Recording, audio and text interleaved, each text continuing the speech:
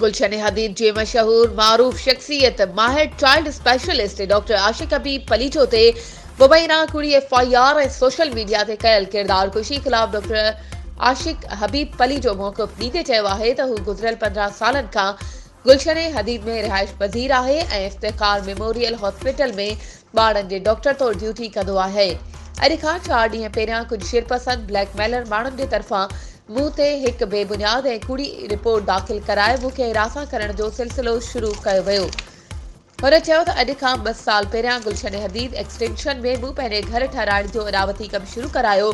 मुंहिंजे तामीर थींदड़ घर सां गॾु एजाज़ शेख जो घर हुयो। मूं एजाज़ शेख सां घर जे चौकीदार रखण जे बारे में राय वरिती। हुन मूंखे अमीर खान न्याज़ी नाले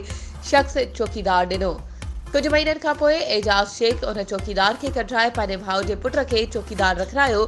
जेको सही सां कमु न कंदो हो, जंहिंखे मूं फारिग करे साॻियो पहिरियां वारो अमीर खान न्याज़ी चौकीदार रखियो जंहिं तां एजाज़ शेख कावड़जी चौकीदार जूं शिकायतूं शुरू कयूं, जंहिं ते बाक़ाइदा हिकु मुंज़म साज़िश रचाए हिकु कुड़ी FIR कटराई जंहिंमें ॼाणायो वियो त डॉक्टर जे चवण ते चौकीदार असां सां ज़्यादती करण जी कोशिश कई आहे ऐं अहिड़े अमल जे ख़िलाफ़ आला अख़्तियारनि खां मुतालबो थो करियां त मामले जा शफ़ाफ़ जांच कराए मूं सां इंसाफ़ कयो वञे। जेकॾहिं मूंखे कंहिं क़िस्म जो माली या जानी या ज़हरी नुक़सानु पहुतो त इन तफ़सीली बयान जी रोशनी में कार्रवाई अमल में आंदी वञे। वधीक ख़बरुनि ऐं अपडेट्स जे लाइ असांजे चैनल खे सब्सक्राइब कयो ऐं हा बेल आइकन खे प्रेस करणु न विसारिजो त जीअं असांजी हर नई अचण वारी वीडियो तव्हां ताईं पहुची